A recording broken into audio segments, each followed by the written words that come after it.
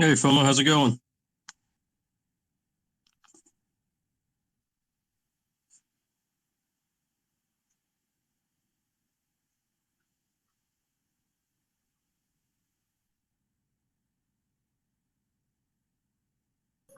Hi, can you hear me?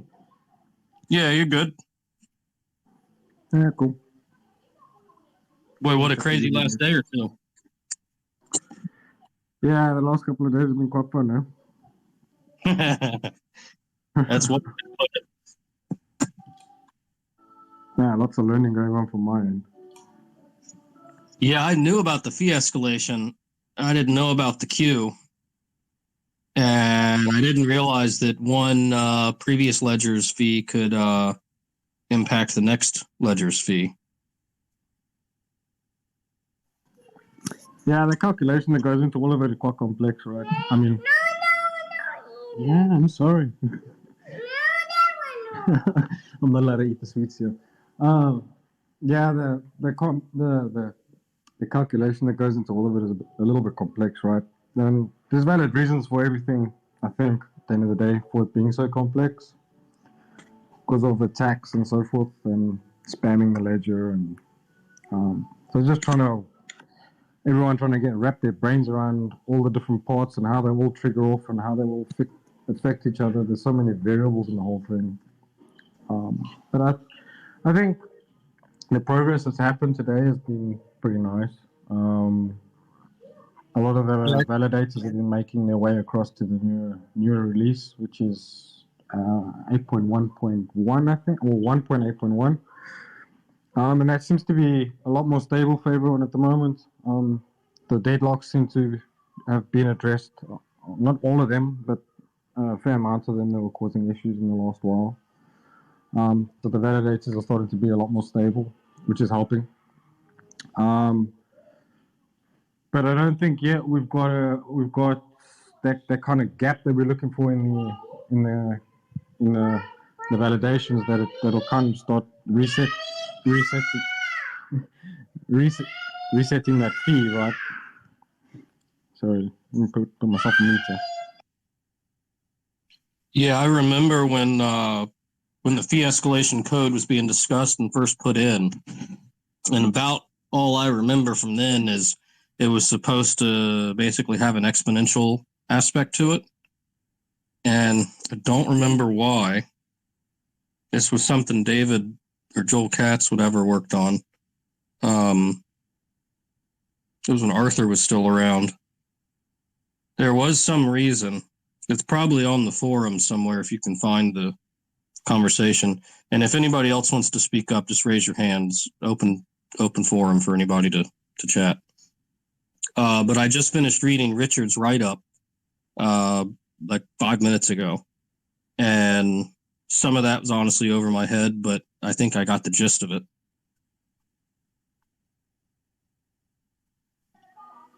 Yeah, uh, Richard kind of talks a little bit about okay, about um, where they think some of the issues are, and kind of that idea that we have of kind of getting that blank validation to go through to kind of start hitting that like reset, right?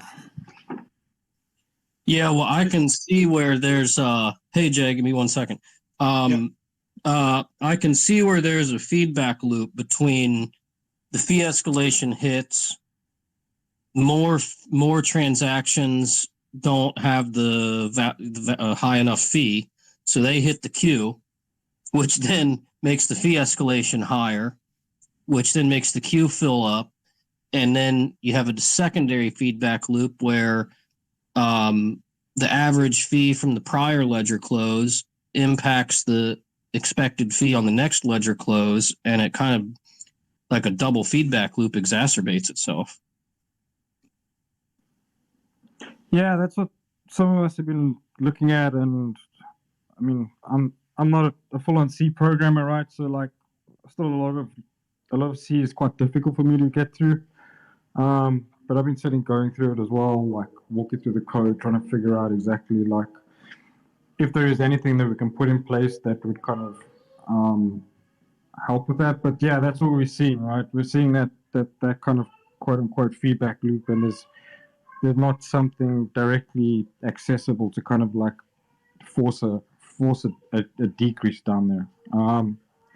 So yeah.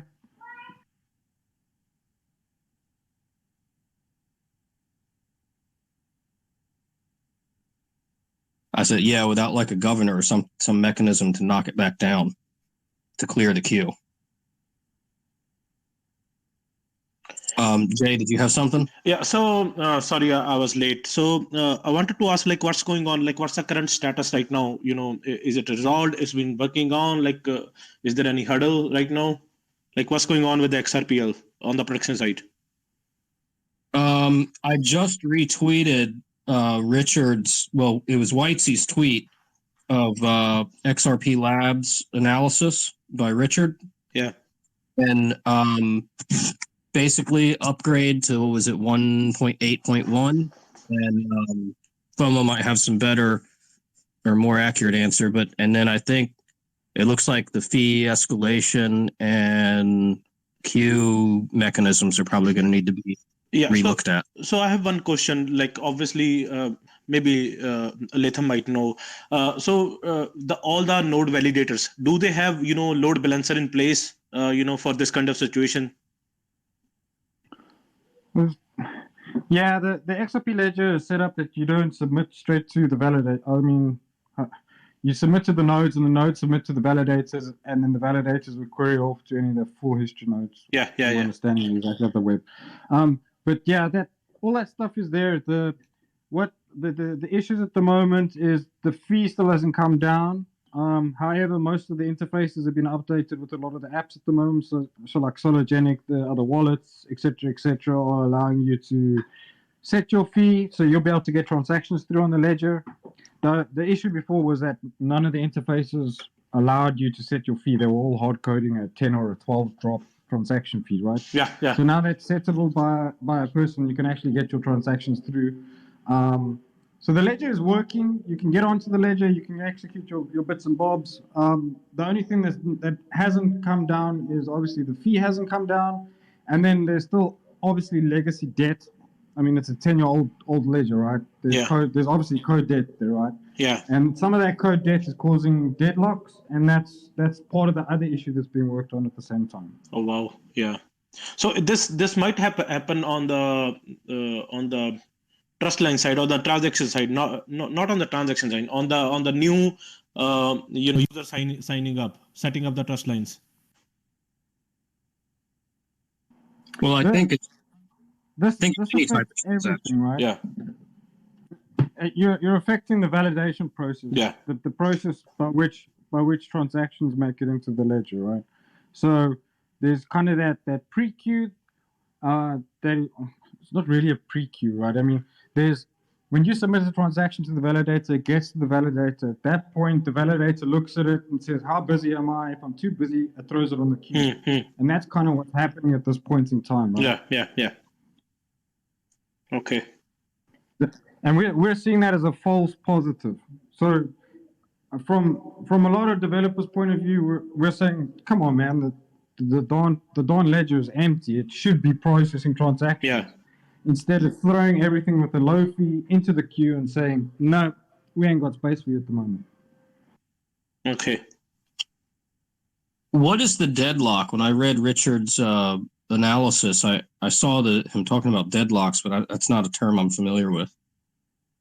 So a lot of the ledgers is written in C, and they use mutexes where I think it locks the thread into whatever it's doing, and it doesn't allow. I'm not 100% sure on it, right? As I said, my C is not the best in the world, but from my understanding, there's a mutex, and the mutex kind of protects whatever code is running there. And in that when you do that, those mutexes have if there's a bug in that code, or the code isn't too stable with whatever transactions coming through over there, it can cause that thing to lock up. And that's what happens, what has been happening, right? But as I said, the new release of 1.8.1 seems to have resolved a lot of that. that and a lot of the validators have moved over to that at the moment. We're still not.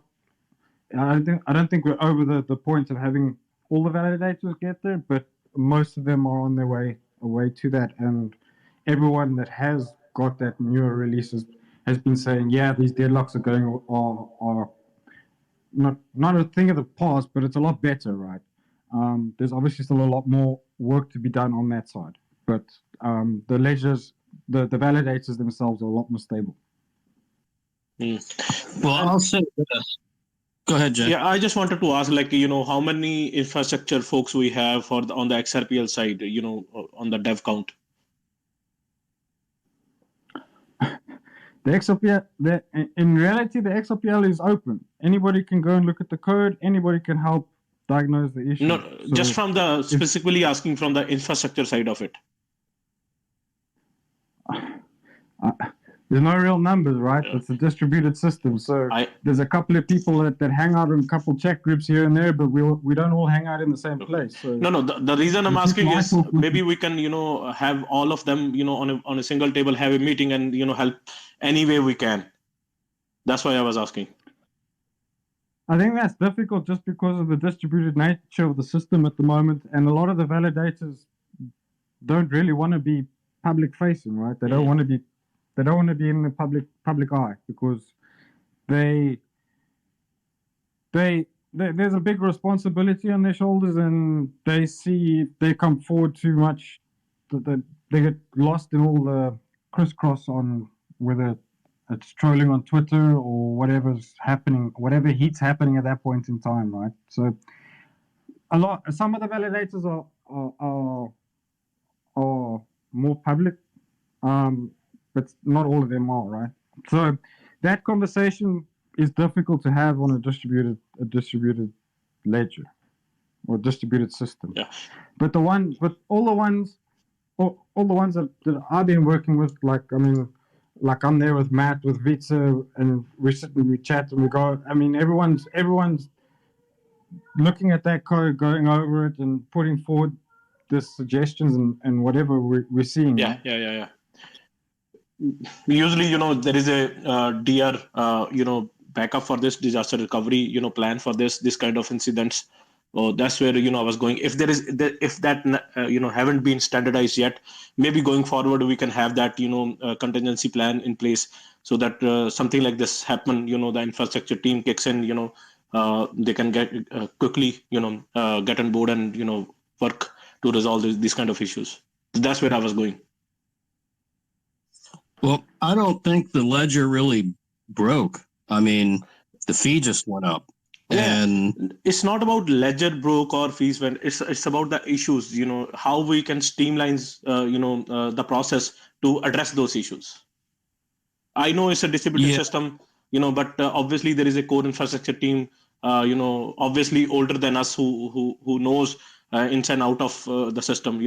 Maybe they can initiate something like this, to address the infrastructure issues at hand. Because let's say if we if we dedicated 5 resources or allocated 5 resources to the infrastructure pool, but if the problem is more than 5 people effort, that time they can reach out to the other devs. Okay, help us utilizing or fixing these issues.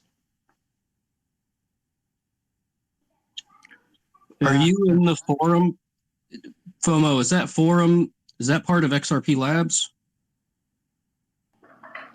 Yeah, that's part of what Vitsa set up, right? So Vitsa's got a group where he tries to chat with as many of the devs as he can, but obviously not everyone's there, right? There's parts of the system there, but other parts are not. Hey Jay, did your service experience any issues, or did you were you fine? We saw something going on. We knew system. There was some pause in the fees transaction, not on the fees, on the transaction side, but they was getting on the turkey. But that was something internal. I think we fixed it. But other than that, we haven't seen anything yet. I just saw a request pop up and go away. If anybody else wants to speak up, just raise your hand or request. It's a open chat. So Yeah, I honestly had kind of enjoyed reading some of the forum communications there. It was a little bit like the old days when everybody was just sort of talking shop instead of price and stuff.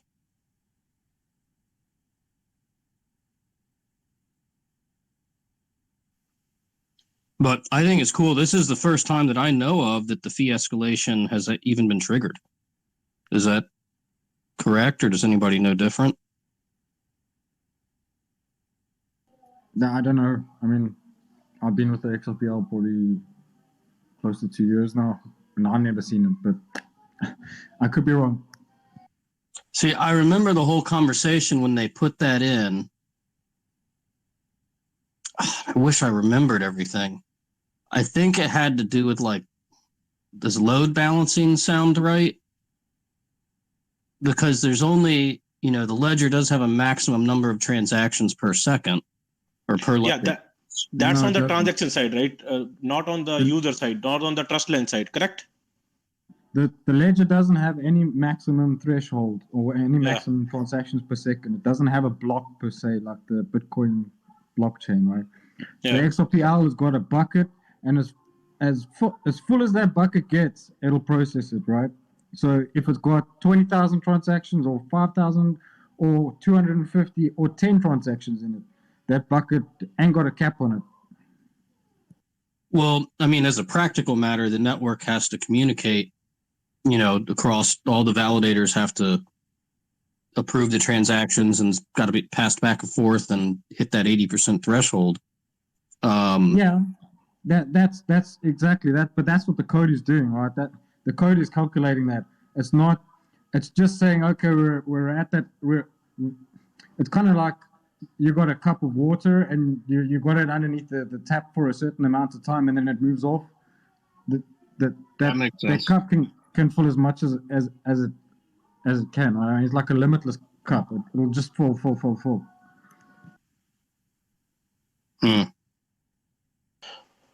Yeah, so I hope they might have a solution in place right now, which they are working on.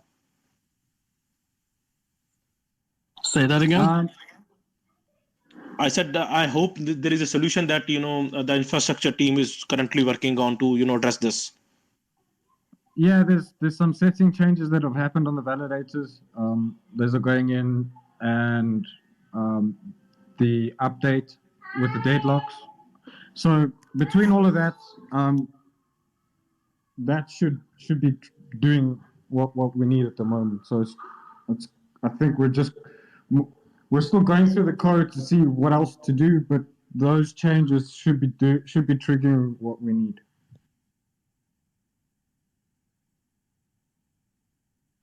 Okay. And if there is any need, Litham, do keep me posted. Even I can ask my dev team, to help if there is anything we can do. Jay, are you guys running a validator, or are you running your own node? Or? Nothing. We just we are not running any node or any validator. We're just relying on the existing network. So are you just going off of what is it, like I forget what they call the two nodes that Ripple offers. Are you running off of one of those? I don't know, what are the, internal settings that my dev did, but we are not running any nodes or something like that. Gotcha. Hey guys, just want to interject real quick here. FOMO, thanks so much for setting up this call up. And real quick, I wanted to actually just take this opportunity to just reach out to Jay specifically. Jay, your team is doing a lot of great work with your project at Spend the Bits. And I just sent you a DM because coincidentally, I find myself in the same city as you. And I just wanted to find out whether at all there was an opportunity that we could at least sit down and chat to talk ideas and also figure out how I could be of service to your organization as well. So 100%. Thank you, man. Thank you. Are you from Edmonton as well? I am. I relocated back from Yellowknife a few months ago. That's in the north. I'm sure you're aware. I'm in the south. Exactly. I'm currently in south of Edmonton right now.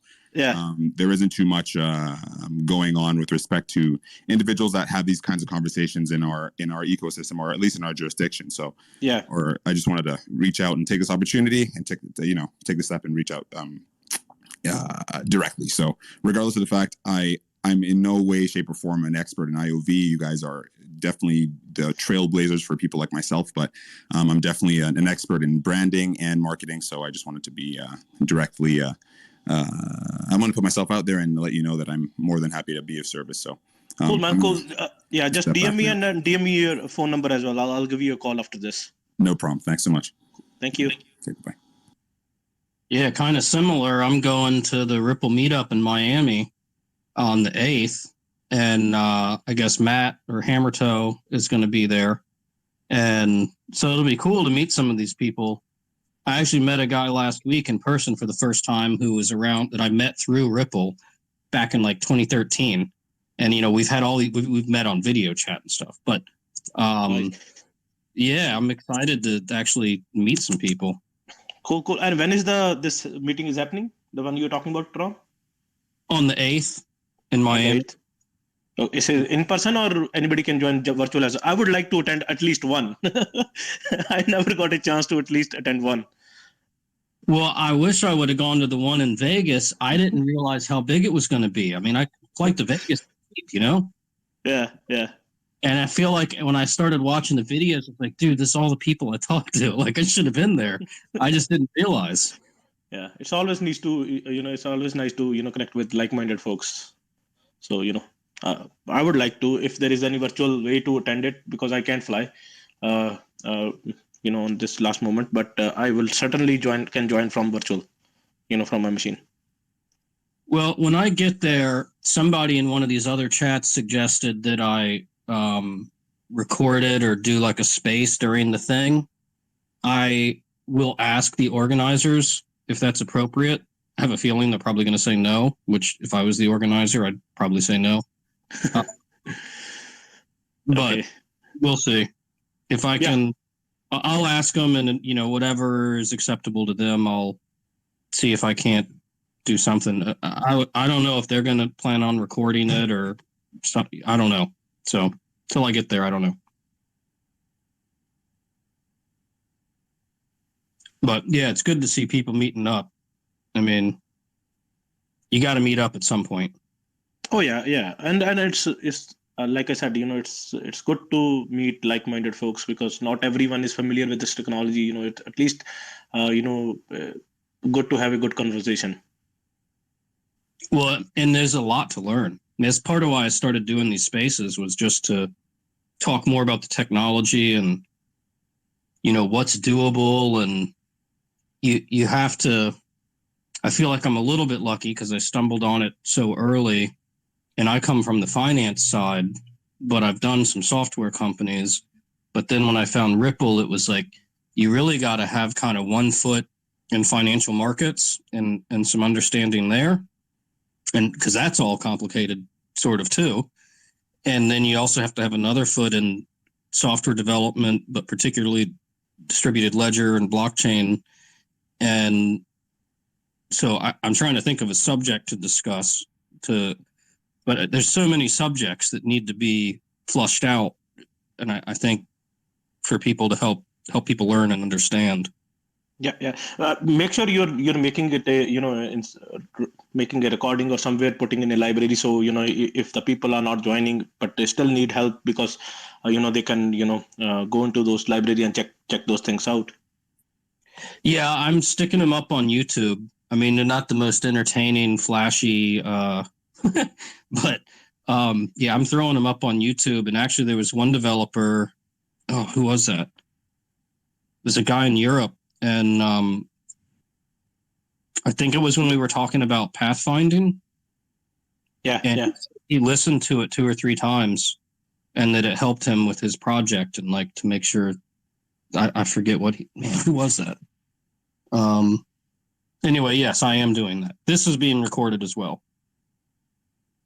Cool. So, well, other than all this fee escalation and update stuff, is there anything that anybody else has a particular question about? I see you guys were going to talk about Sologenics as well. So I'm assuming that's the 24th of December. Is that still, is that going to affect the rollout for that particular airdrop or no? I don't think that should be affected as long as you get your trust line set before the 24th. I mean, you got, 20 days. It's not that hard to set a trust line. You can always just raise the fee on your transaction that you pay. And I mean, and let's be honest too, given all this fee escalation talk, it's not like we're paying Ethereum level fees. This is It's peanuts. And I hope I'm wrong. Maybe I'm right on this. Maybe Latham can answer this. Even the fee escalation is there. The fees is going high. It's still, it should be still less than a penny. 10 drop, 15 drop, maybe 20 drops. Correct? Yep. Yeah. I believe when Matt was on the one last night, not the one I hosted. I didn't host one last night, but I jumped on one on a chat. He said it was like 1,000. Anyway, he did his math wrong. He said the fee was a penny, but it was actually a tenth of a penny. And that if you set the fee to a tenth of a penny, a US penny, the transactions are going straight through. Yeah. So 10 drops, right? No, I think it was 100 drops. 10 drops, like 1,000th or 10,000th of a penny. If you just consider XRP to be $1. Yeah. So yeah, it's still. Yeah, I wouldn't mind it. At least it's still less than a penny. People won't even realize this. But still, the issue is the issue. We should address this. But even the fees is going high. It's still less than a penny. Oh yeah, and actually, one of the things that I was excited about when they were first coding the fee escalation stuff was, I figure at some point, eventually, when this technology is sort of fully scaled up and adopted, we're never going to see the base fee again. And the thing that I liked about the fee escalation in terms of the value of XRP is, if you think of so I'm going in my finance land. So you've got the value of something is basically the cash flow, the future cash flow stream. Well, if you're running a business like you, Jay, and you're going to need, say, 1,000 transactions a day, well, you have to have the XRP to pay for that, pay the fees. So if the fee is, very little, that's great because it's a low barrier to entry. So you can have a lot of businesses jump on the network and use it. Yeah. But then if you're running a legitimate business, which I know you are, but there'll be a lot of businesses that come and go that, don't make it or are unviable for whatever reason. But if you're running a legitimate business, like, it becomes a cost of doing business, and the higher the fee, like, you're not going to shut your business down because the transaction, there's so much more to getting the business going than paying a stupid transaction fee. And so you'll pay the higher fee. And so when the fee goes up, then the value of XRP should go up, because the value of XRP basically becomes like a cost of doing business, like a cost of entry. Yeah. And so the moment we activate the wallet, it's a 10. I think now it's a 10 XRP reserve. So when the user do the transaction on the XRPL, that fee is getting deducted from the from their reserve, whatever they already have, right? So if the fees goes high, I agree with you. It's still less than a penny. But the overall reserve is getting lower. Another thing is, if the mass adoption has to happen, we still need to go, from 10 XRP to maybe less than 1 XRP for the activation, if you really want to have a mass adoption on the XRPL. Well, I don't know. I hear what you're saying. I get the point. I'm not sure. One, I think XRP would have to be much more valuable to make that reasonable. Yeah. And two, I think the whole point of these federated side chains, and I gathered from a comment someone made the other day that I might not understand something, which I'll say in a second. But I think the whole point of these federated side chains is like horizontal scaling. And then the thing somebody said the other day, and I haven't found any documentation or anything to look up. If someone knows where there's something I can read, I'd love a link. But I was thinking of federated side chains as kind of like Flare. You know, like it's a side chain, you've got a link between the two ledgers, what have you. But then somebody the other day said the federated side chain would have their base unit of value actually be XRP. And I was like, oh, hold on a second. How would that work? No, that's true. That's true. Where do you have it wouldn't. documentation? I It don't. wouldn't. It wouldn't. So, what the way it technically works is you have something called a DOR account, which is basically just a guarded account on the XRPL, and then you have a DOR account on the other ledger, right? And then that DOR account would lock up whatever XRP and then release whatever of the other unit on the other ledger. So is that kind of like what the Flare project calls an agent, where you send your XRP to an agent on XRP ledger, and then they mint the FXRP on the Flare ledger? I'm not 100% familiar with all the technicalities in Flare, but there shouldn't be, the way it's set up is there shouldn't be a person or a single entity behind that account, right? It's able to be multi-sig, blah, blah, blah. So in other words, it becomes, there's no trust that needs to be passed around or handled by any entities from those DOR accounts. Those DOR accounts are kind of like locked into the code. And anything that moves from the one ledger to the other ledger is done by the low-level blockchain or ledgers themselves. They're not actually done by an entity, and that's kind of the super stuff over there. Yeah, that makes sense. That sounds like the agent role in the Flare, the way the Flare guys articulate that function.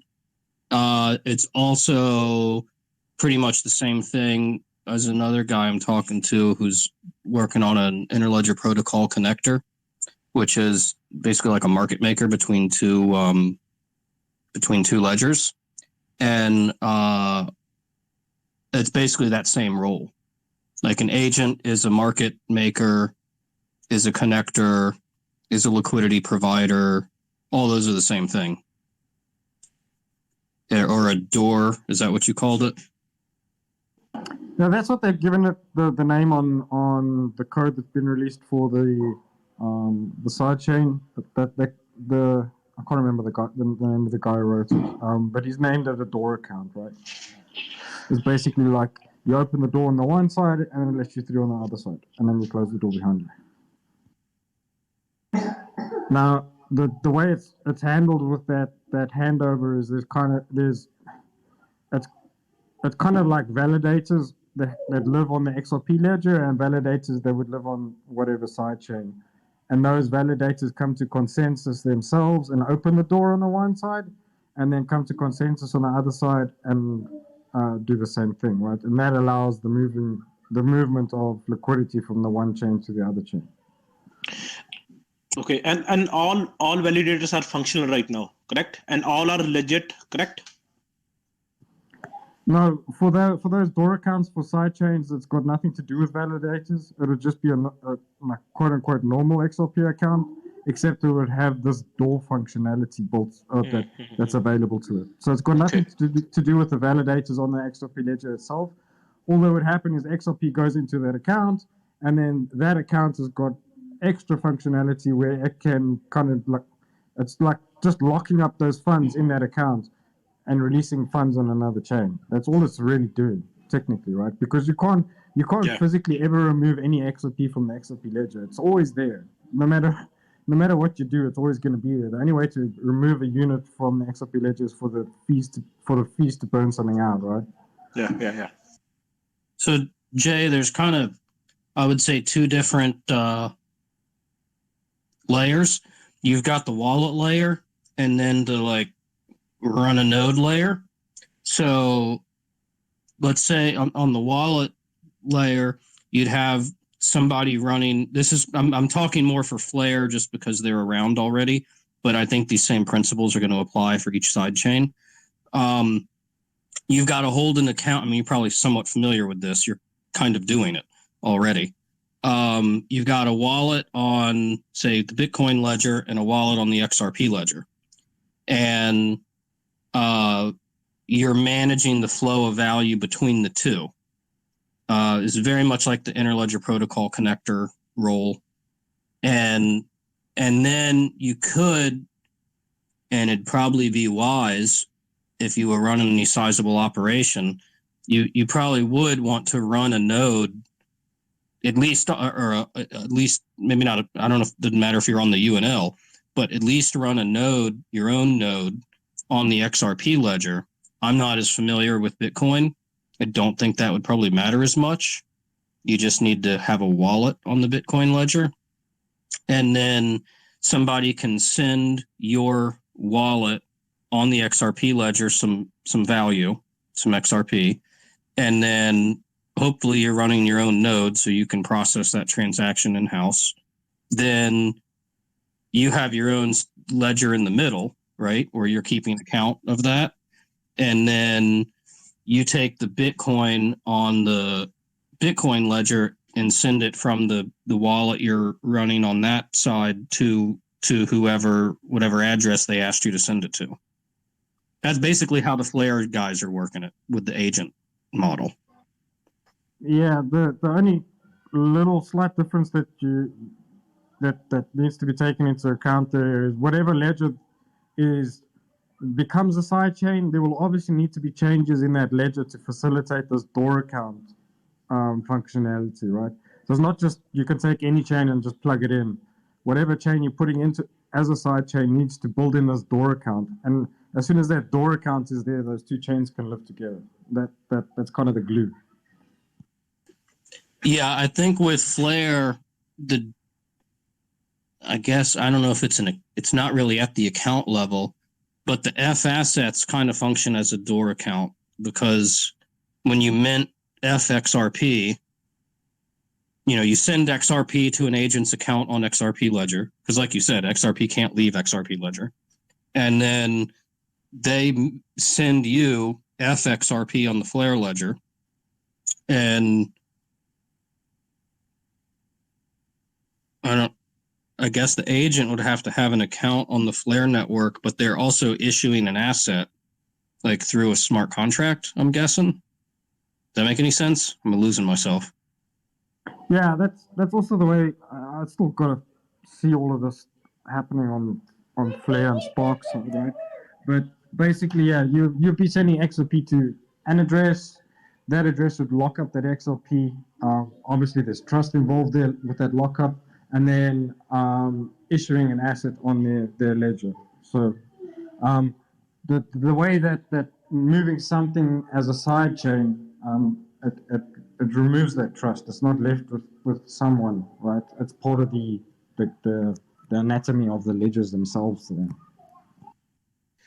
Yeah, I need to look up more information, but the the project trust line. No, not offhand.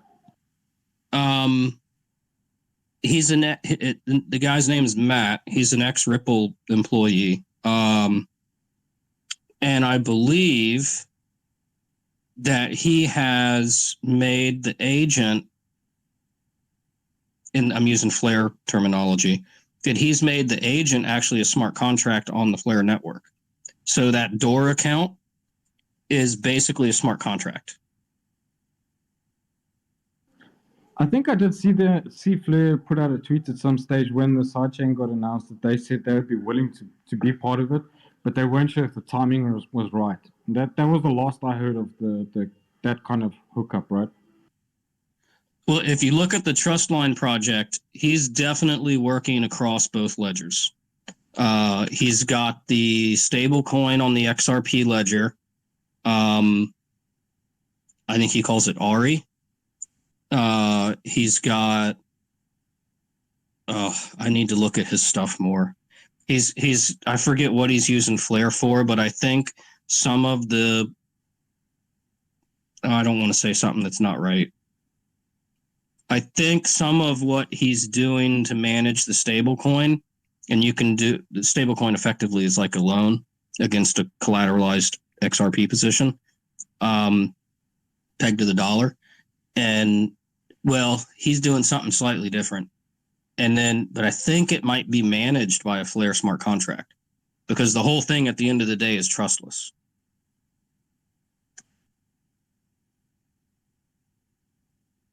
And if anybody else in here wants to speak up, this is an open chat, so just raise your hand. Feel free to speak up. Hey, Moonchaser, I see you're in here. Welcome.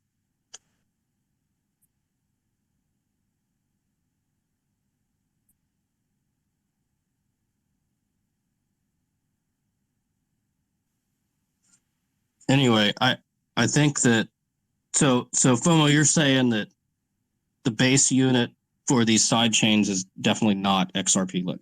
So then I guess the side chain, it doesn't really have to have its own unit. The side chain could be a copy of the XRP ledger. It could be a totally separate ledger with its own unit, right? It doesn't. It's irrelevant. All that the side chain is facilitating is the mechanism to link the two chains together, and that's the bridge that side chains opens up, right?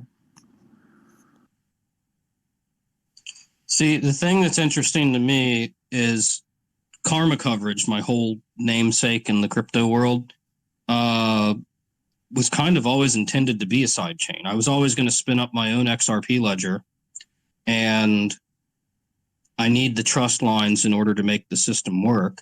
So I was going to create, and host my own network of of trust lines on a, because I didn't want to clog up the main net with a bunch of tiny transactions.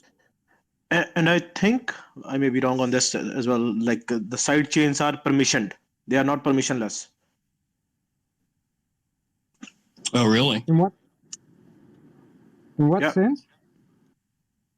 So it's something like if from what I understand, let's say if a central bank they want to run their own digital currency, they can have that side chain, deploy that currency on top of it, CBDC, and then have permissioned access to all the participants in the network on the side node. Oh, right. So yeah, a side chain, as I said, they're totally separate, right? The only thing that side chains is bringing into the picture for the XRP ledgers is bringing in this bridge.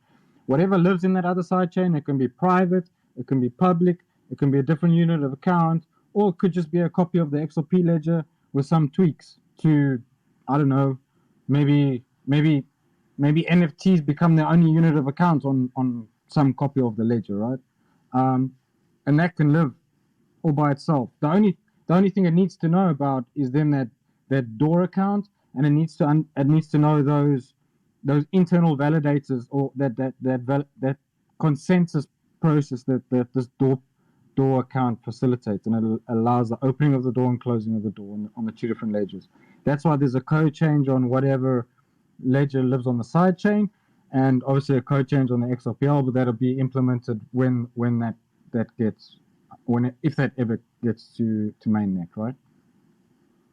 So when I first saw the side chains, actually CBDC was the first thing I thought of, because if you think about each central bank, they all have a ledger, right? Because that's how it works.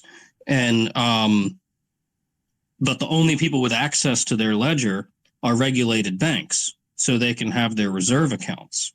So I would think a CBDC would definitely be a side chain, because the central bank's not going to like give control over to some distributed ledger. That's crazy talk. They're only going to let regulated banks within their domestic economy have accounts. So it's a permissioned sidechain. And that falls in line with all the regulatory frameworks and whatnot. And then I sort of always figured the central bank would, issue whatever money supply. So this gives you the elasticity you need in the monetary system.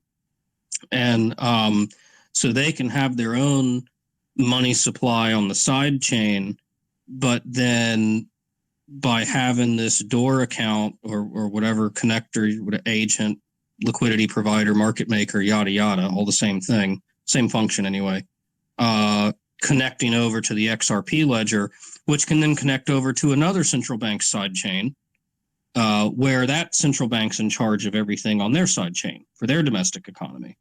So when I saw the federated side chains, that was the first place my brain went. Yeah, what were the two that were announced from Ripple? I think it was Bhutan, and there was something with a P. Palau.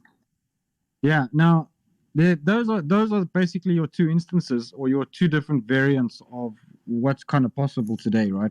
So the Bhutan one is kind of your side chain that would be able to connect up via this door account and be able to access liquidity on the XRPL via that, right?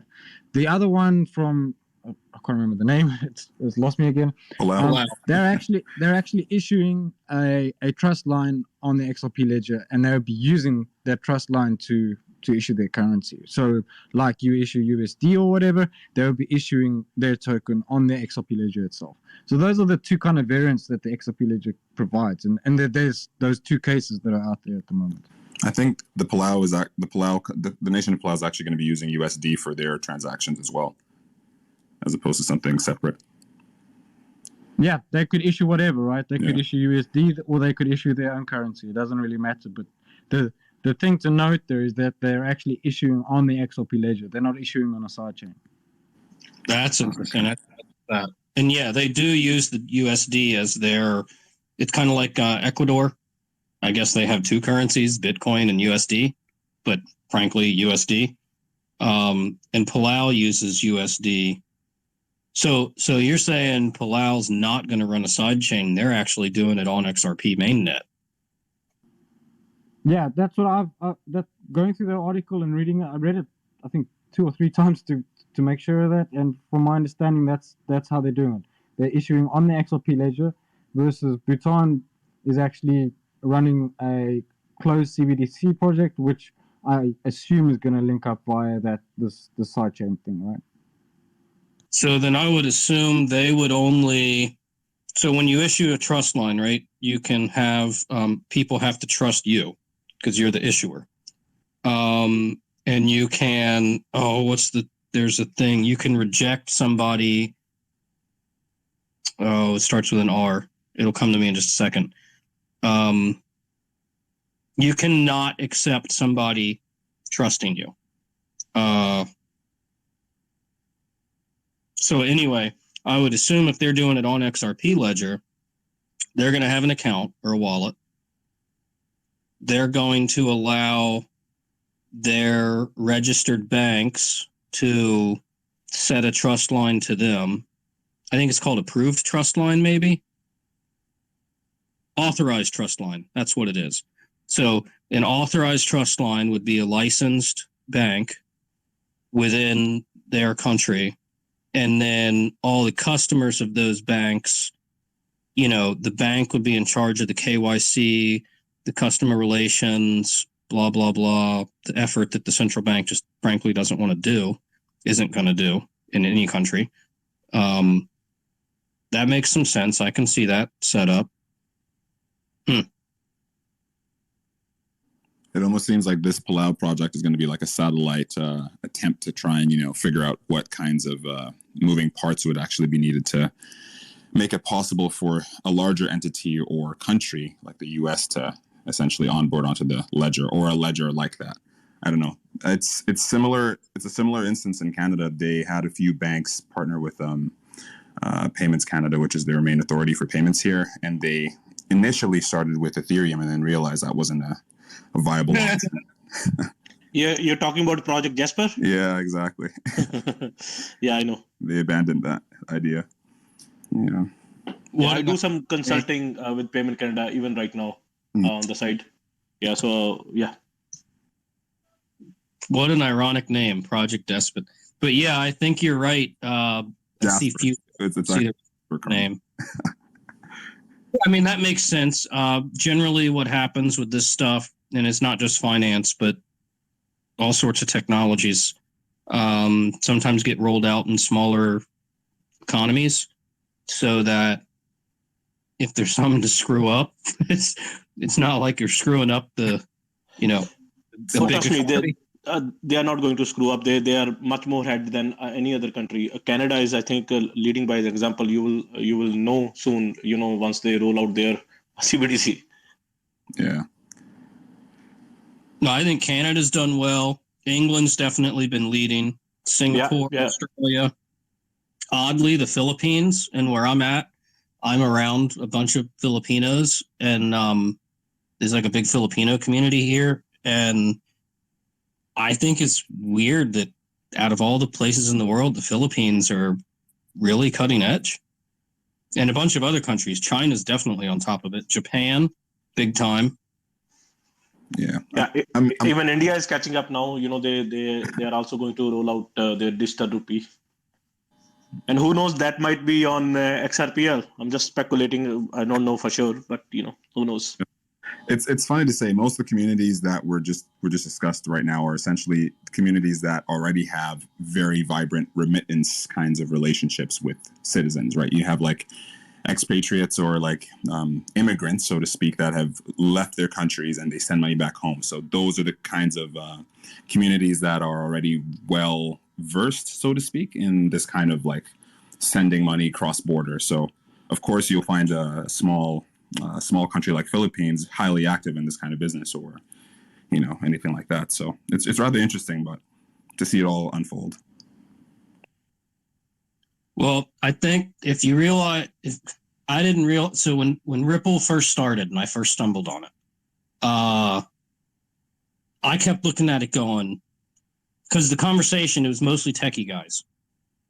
And I was like, okay, somebody is bringing some serious financial knowledge into this thing, because these guys keep setting this stuff up properly.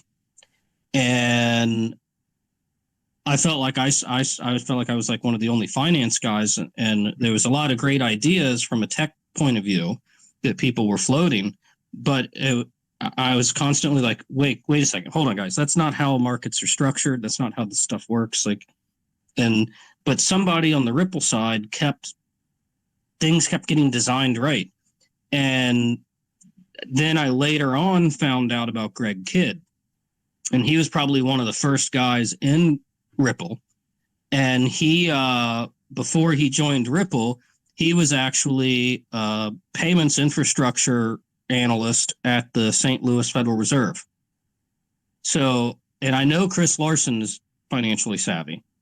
But I think Greg Kidd, so a lot of this stuff from the very beginning with XRP Ledger has been designed with someone like a Greg Kidd, who is literally a payments infrastructure analyst, with his influence. So I think it's been built intentionally, like built for purpose, basically. Everything is essentially intentional. Like if you think about it, it's like all these tests that we're essentially witnessing as a community.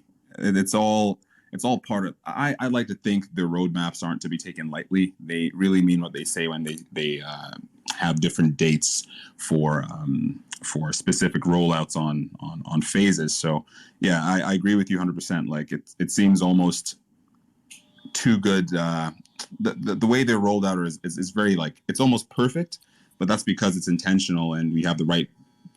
These institutions have the right individuals managing the projects, especially from the finance side. Yeah, and then when you talk about rollouts, I think we've got ISO 20022. Jay, you might know some about this, but I think I know everything about it. Well, aren't they? Isn't that supposed to go live November next year, like globally? Yes. Well, tell me what you know about it, because I haven't read a lot about it. It's just the messaging system upgrade, nothing. So you know, if you work in a Swift zone payment services, you should know, you know, there are MT103s, MT202s, MT205s. These are just message type, you know. For example, MT103 is customer payments, MT202 is bank payment, you know, and then there are curves. So those are getting, you know, they're changing it to MX. So it's called messaging system. So they're just separating that data, and that APIs will have more data, you know, more quality data, you know, rather than the existing data. So that's what it is. You know what? Offline, Jay, we should connect again. There's someone I probably need to introduce you to. Okay. He's working on an interledger protocol connector. He's next Morgan Stanley guy, and he's in the weeds of it, like you're talking. And that would probably be a good. I'll connect you guys. I'm connecting him with someone else also. So sure, sounds good.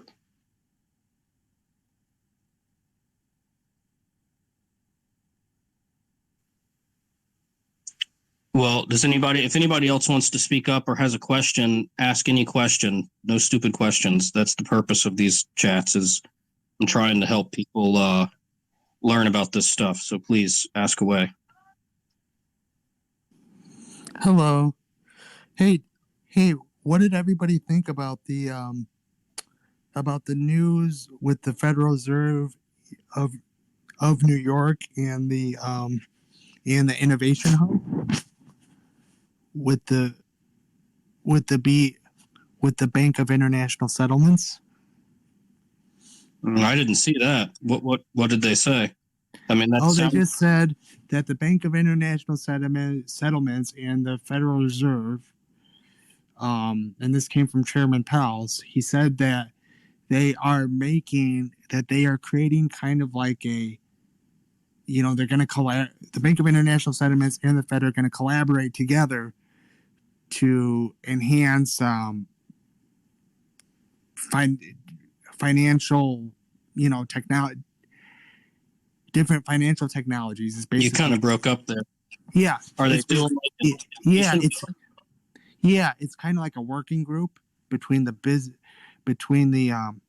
Bank of International Settlements and the Federal Reserve. So the Federal Reserve is basically a central bank for central banks. I think it's the New York Fed. New York Fed he's talking about there. They launched an innovation hub.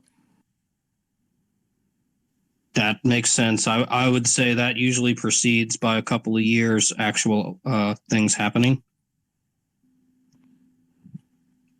But yeah, that would make sense. I mean, the New York Fed is just a branch of the Fed, right? Whatever. Mm-hmm. But they're the most probably influential. So that sounds encouraging to me, just on the surface. Yeah, so I mean, there's some positive news there among the bad news we had a couple days ago with the ledger. Well, I think you missed it, but we discussed that in the beginning of this chat. Yeah. I don't know that I'd call it bad news. I would just call it, testing the system at higher load, which is always good. Right. I mean, it just depends how you look at it. I mean, it's good news in a way because, you know, people are using it, right? So. Yeah. And frankly, Christopher, this is just the beginning, because once we have, everything in place, for the XRPL to do its, amazing thing, what is supposed to do, what is doing right now, I think that's where, the real value will come from. But this is just a beginning from what I can see. Yeah. I agree. It's amazing and almost disappointing to me that it's been this long and it's still this early. It's like, I know.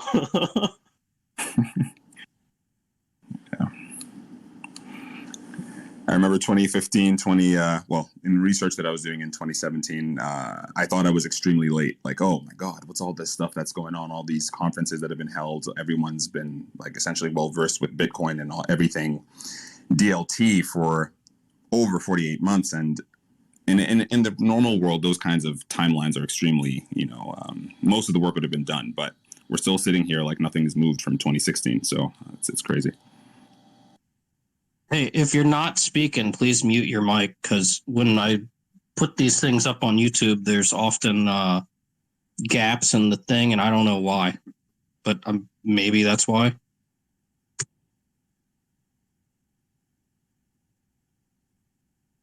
But yeah, I knew it would be a long time, because like Jay and I have talked, you can't, when it comes to people's money, there's errors are 100% unacceptable.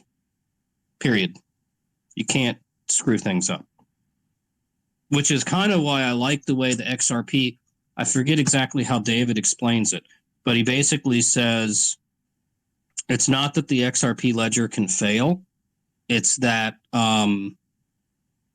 it'll pause and wait to do things right, essentially.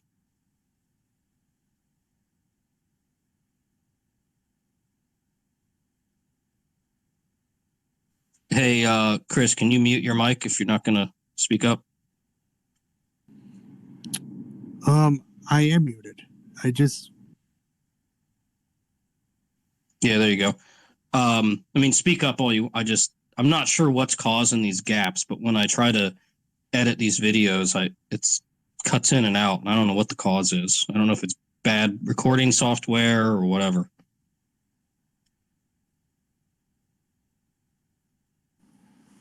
Hey, Karma, I'm just going to relinquish my ability to speak now and just take a step back, so you can feel free to kick me off. Thanks so much for the opportunity, and talk to you guys soon. No, man, you're good. There's room for other people still.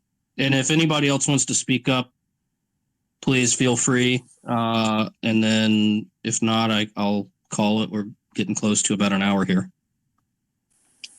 Hey, everyone.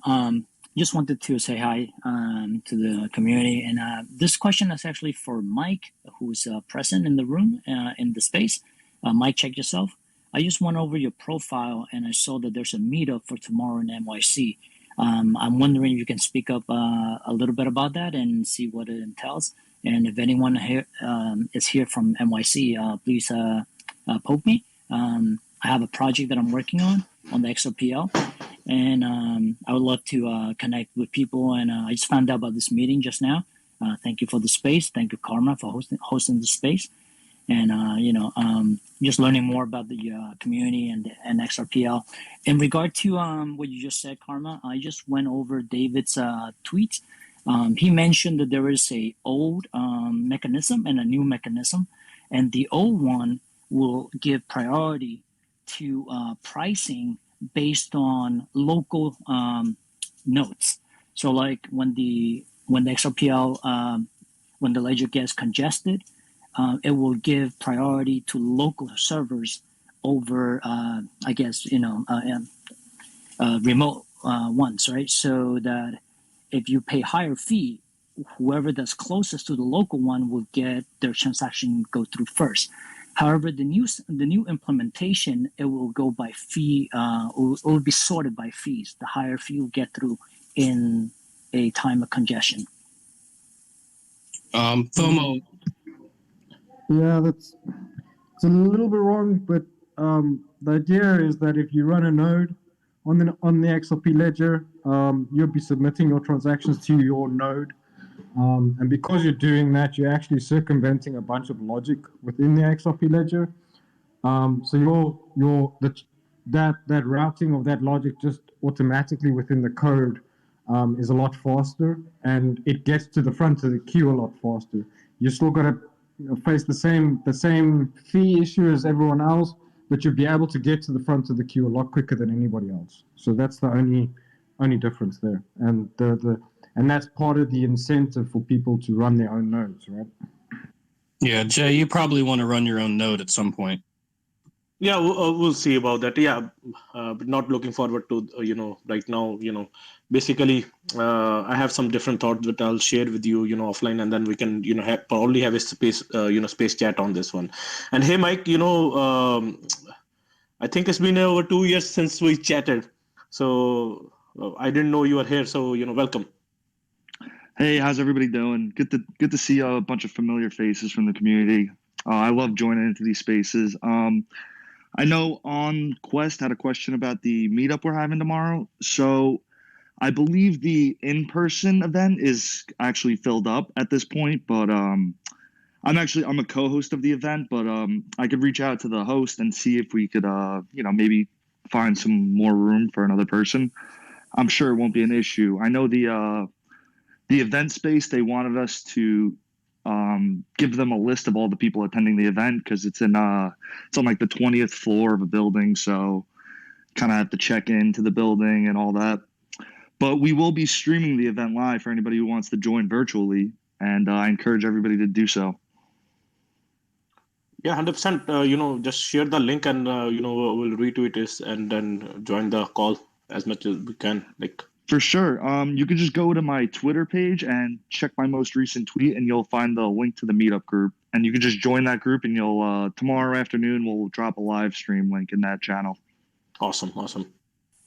Hey, Mike, thank you. I really appreciate if you could pull one through. If not, all good. I just found out about it, so it's totally my fault that that I didn't find out about it earlier. But yeah, it sounds awesome, and I would love to be able to meet you and also all the community within New York.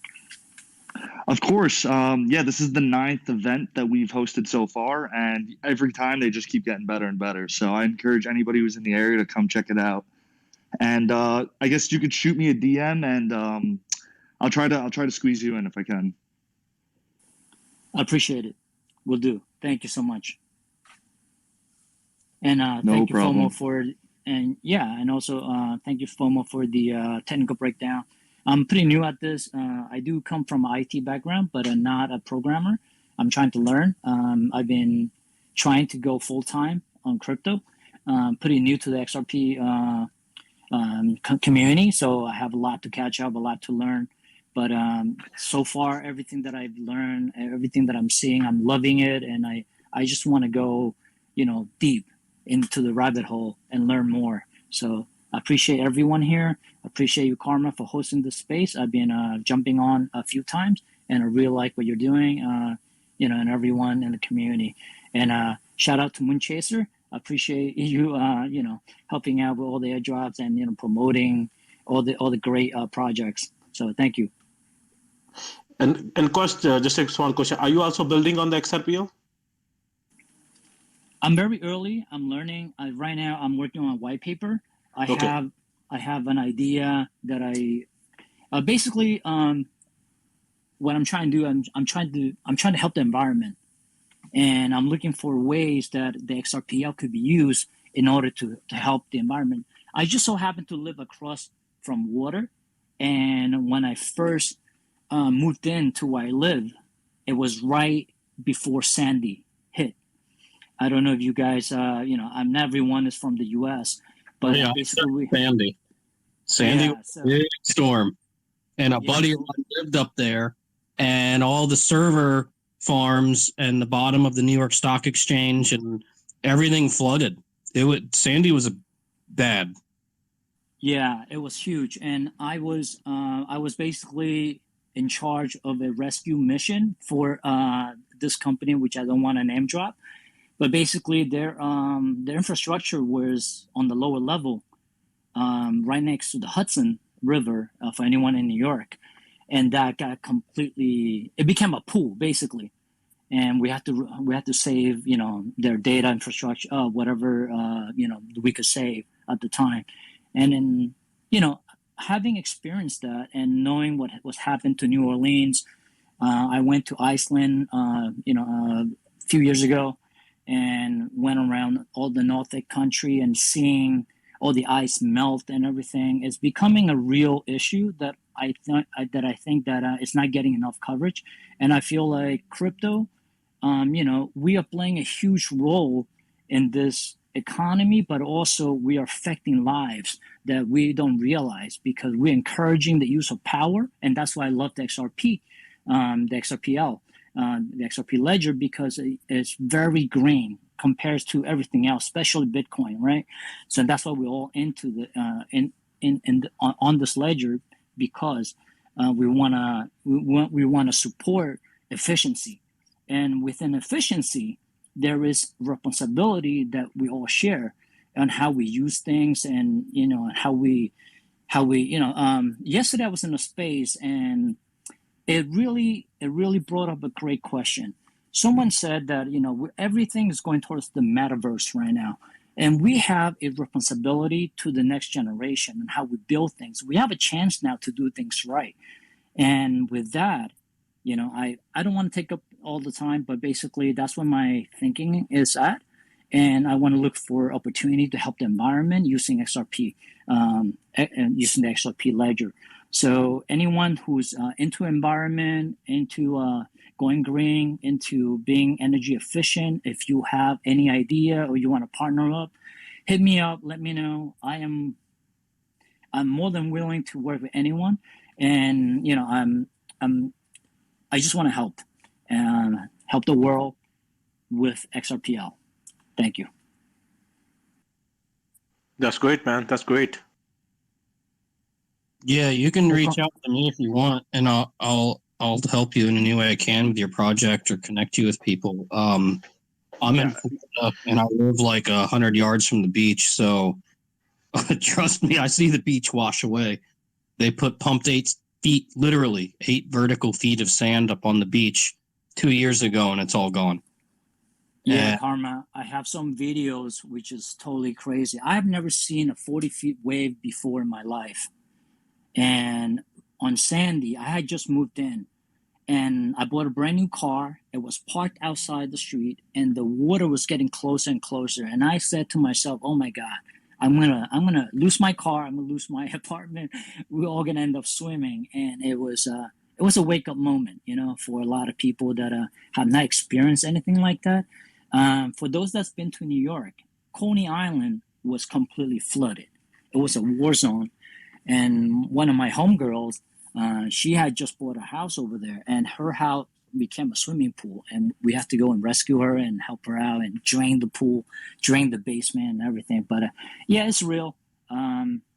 So yeah, I hope everyone focuses on crypto, but also take the environment into consideration for everything that we do. Thank you so much.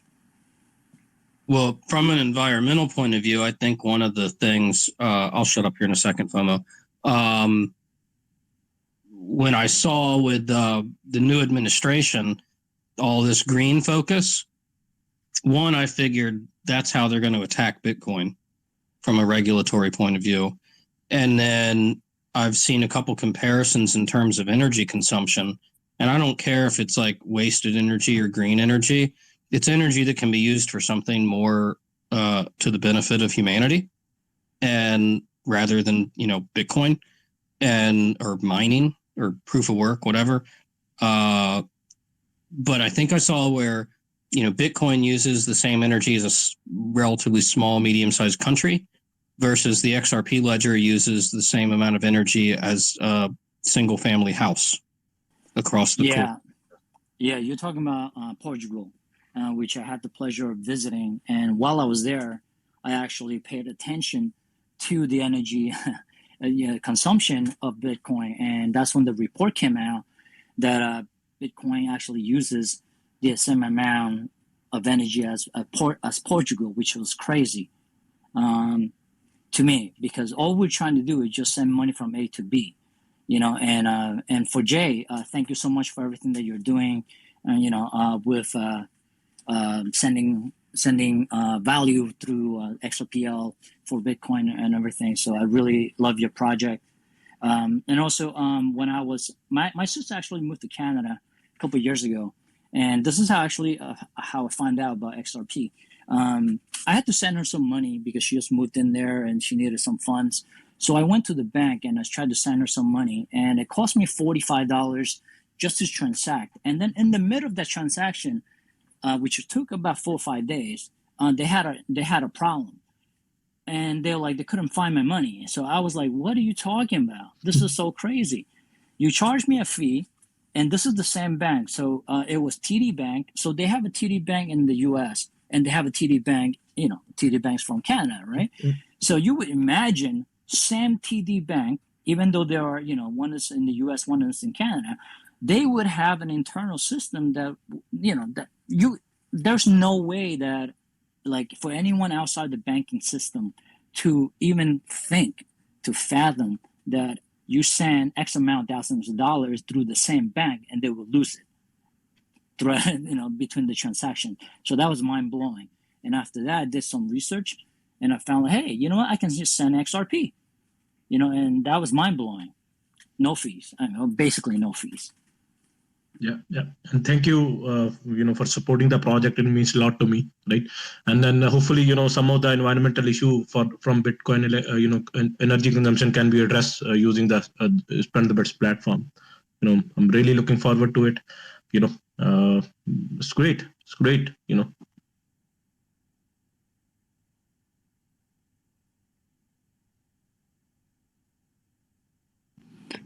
Hey, quick question.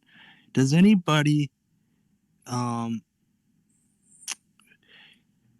does the energy efficiency compare to HBAR? So how does XRP's energy, efficiency compare to HBAR? Does anybody know? Because I know a lot of people will compare, XRP and HBAR in relation to energy efficiency. We're talking about that. No one. Hey, Christopher. Yeah, I don't know the specific of HBAR, but basically I would just give a general statement. Any payment that does efficient transactions is good for the environment, right? So like even though I like XRP, it doesn't mean that there are no other blockchains out there that's capable of doing low efficient transactions, right? So you have XLM, you have HBAR, right? You have Cardano, you have others, but at the end of the day, we're all in the same pool basically, and we swim on the same ocean, right? So of water, right? So it doesn't matter which one is, like, if you are fractionally higher or lower, it's fine. Like, we are at the lower bracket, right? That we consume very little energy. But if you are like consuming the energy of a country, that's a whole different ballpark. So, yeah. Right. Okay, thank you. Yeah, sorry, man. I don't really know either. Most of my focus, there's so much to learn with XRP Ledger that I honestly don't stray too far out into the other. I mean, I skim other blockchains and like I get the gist of them, and none of them have really excited me the way XRP Ledger has. But I think that's because I come from a finance point of view, and XRP Ledger to me is a beautiful tool for doing financial engineering type stuff. I mean, it's got so many embedded functionalities like order books, the trust lines, etc. Yeah, I don't know. I'm definitely biased. Yeah. I don't know. A lot of people will categorize HBAR as kind of like the anti-banker coin, too. But who knows, right? It's just another competitor. Yeah, I mean, I never have been into the anti stuff. Like we invented banks, like as a species, humanity, like we invented banks and we invented governments because there was problems that needed to be solved. So I don't see any sense in going backwards.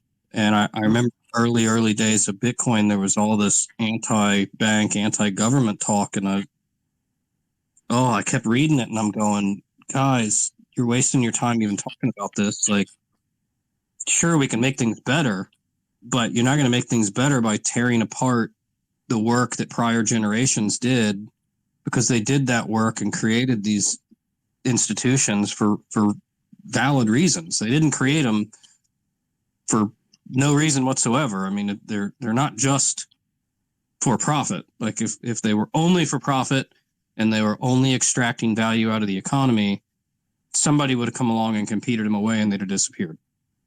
So I don't know. My little rant. I get irritated when people are all anti-bank government. Yeah, and my view is too, like, you know, people are kind of just, you know, kind of naive to just think that, you know, the banks are just gonna go away and that, you know, we're gonna, like, you know, get rid of all the banks because of Bitcoin and this whole like anti-bank revolution type thing, and that's just not, you know, that's fantasy. Yeah. You know, at the end of the day. Yeah. I think banks gonna upgrade themselves, you know, and it's already happening behind the scenes. Yeah, I mean, it's a complete fantasy, and it's not even a good fantasy. Like, what are you going to get rid of banks, and then everybody's going to have trouble corresponding, and you lose elasticity in the money supply, and you can't get loans, and then you can't start businesses, and then people can't do things that are productive for the economy because it's just asinine. It's really ludicrous. Yeah, maybe from 50 years to 70 years from now, maybe banks will be obsolete, but not right now. In the, you know, foreseeable future, actually they are upgrading themselves to the blockchain as well. So, you know, they are not going anywhere. Well, I do think they'll upgrade, and they'll upgrade to blockchain and distributed ledger, and a lot of financial services companies are gonna. The term I use is, you know how like a lot of like the media got their quote unquote got the internet like applied to their industry 20 years ago in the 90s and the early 2000s, and it changed everything. It changed the way they do business. Well, finance is getting its internet. The core functions that finance performs, they're never going to change. How the industries and the companies accomplish those core functions, I think that's going to change dramatically.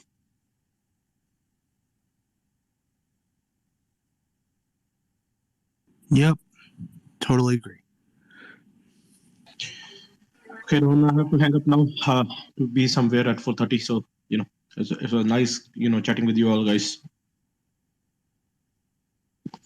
Yeah, Loop, I think I'm going to go ahead and call it a night. But let's loop together offline. I got someone to introduce you to that I think will be beneficial. Yeah, ping me, DM me. Take care, gentlemen. It was great speaking with all of you. Thank you. Likewise. Thank you.